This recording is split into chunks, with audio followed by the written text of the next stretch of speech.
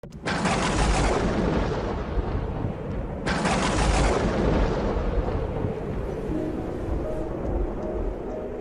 ce temps-là, Jésus appela les 12.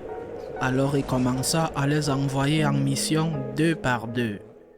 Il leur donnait autorité sur les esprits impurs et il leur prescrivit de ne rien prendre pour la route, mais seulement un bâton.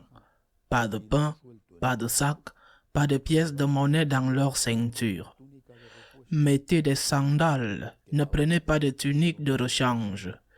Il leur disait encore, quand vous avez trouvé l'hospitalité dans une maison, restez-y jusqu'à votre départ. Si dans une localité on refuse de vous accueillir et de vous écouter, partez et secouez la poussière de vos pieds. Ce sera pour eux un témoignage. Ils partirent et proclamèrent qu'il fallait se convertir. Ils expulsaient beaucoup de démons, faisaient des onctions d'huile à de nombreux malades et les guérissaient. Acclamons la parole de Dieu. Pourquoi Jésus a envoyé ses disciples pour évangéliser de cette manière? Et qu'est-ce qu'ils ont fait?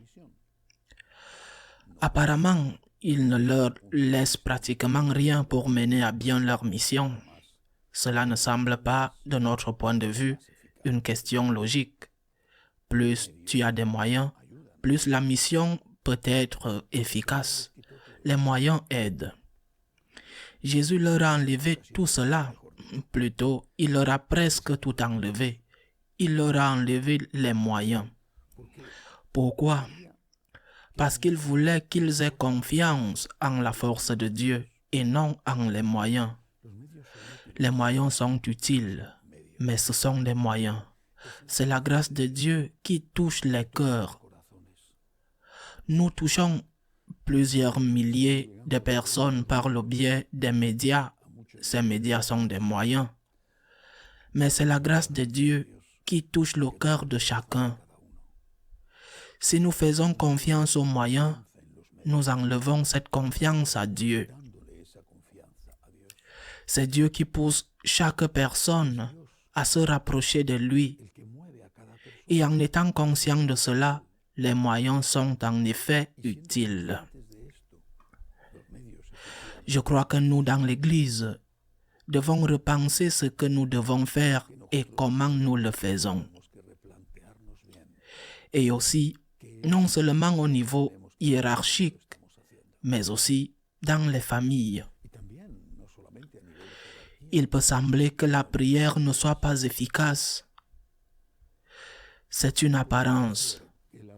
Le moyen le plus efficace est la prière. Prière pour tes enfants, pour tes amis, pour ton pays. Il peut sembler que tu pries et pries et pries et que rien ne se passe.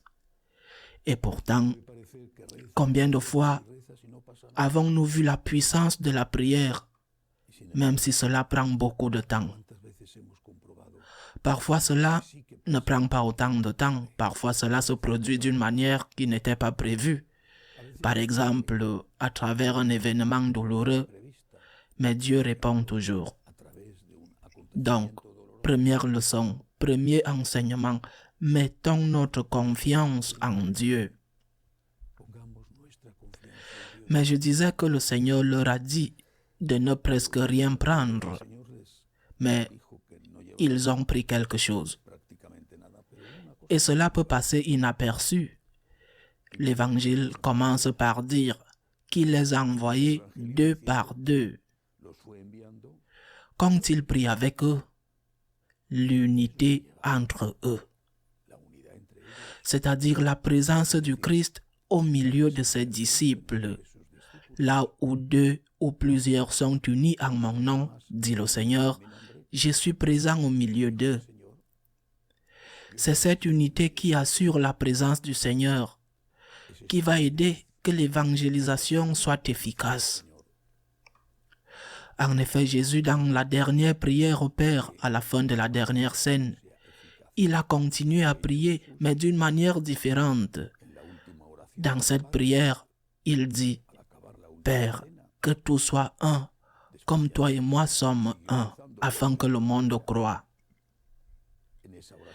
Mais comment le monde va-t-il croire avec le spectacle de la division que nous donnons? Comment le monde va-t-il croire quand dans une paroisse, un prêtre te dit une chose et dans une autre paroisse, le prêtre te dit le contraire? Quand dans une paroisse, ceci est un péché, dans une autre paroisse, c'est quelque chose de bien et de béni. Comment le monde va-t-il croire avec la terrible division que nous avons au sein de l'Église?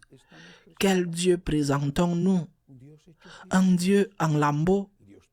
Ton Dieu, mon Dieu, son Dieu, notre Dieu, le Dieu des majorités, le Dieu des minorités, le Dieu des conservateurs, le Dieu des libéraux. Mais que faisons-nous? Le Seigneur les a laissés ne porter pratiquement rien d'autre que des sandales et un bâton. Je suppose que le bâton, c'était pour les soutenir quand ils étaient fatigués. Mais il les envoya deux par deux, en communauté, en communion entre eux. Si nous n'avons pas l'unité, le diable gagne. Une maison divisée, dit Jésus, s'écroule. Une ville divisée s'effondre maison après maison. C'est pourquoi l'unité est si importante et qu'il faut y travailler et s'y efforcer. Cela ne veut pas dire que nous devons tout avaler. Il y a des lignes rouges qui ne devraient jamais être franchies. Mais on doit beaucoup traverser dans la douleur. La dernière chose, l'évangéliste dit que les apôtres, deux par deux, sont partis prêcher la conversion. Ils sont sortis pour prêcher la conversion. Ils annonçaient la bonne nouvelle. Dieu t'aime. Il t'aime tellement qu'il s'est fait homme. Il est là au milieu de nous. Il y a vie éternelle. Tes problèmes seront résolus ou ne seront pas résolus, mais ils sont une bonne nuit. Non, ils sont une mauvaise nuit dans une mauvaise auberge, disait Sainte Thérèse.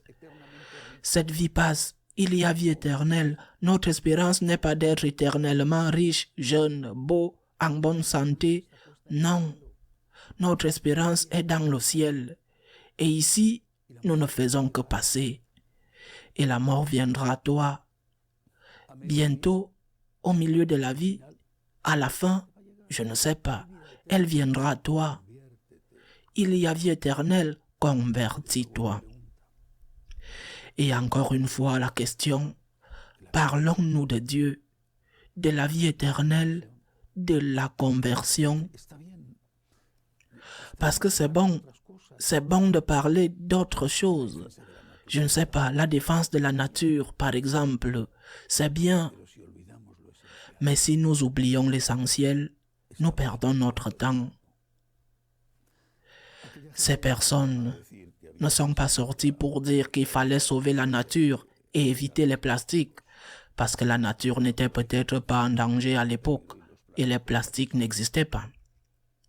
Et peut-être qu'aujourd'hui, nous devons aussi prendre conscience de la nécessité de respecter la nature. Je suis franciscain. Mais la première chose à faire est de prêcher la conversion. Dieu existe. Reviens à Dieu. Rapproche-toi de Dieu. Regarde qu'il y a vie éternelle. Regarde qu'à la fin, ceux qui sont sauvés le savent et ceux qui ne le sont pas ne savent rien. Vois l'amour de Dieu pour toi, convertis-toi, crois à la bonne nouvelle de l'Évangile. Que Dieu nous aide à être unis et à prêcher ce qu'il a prêché. Ainsi soit-il.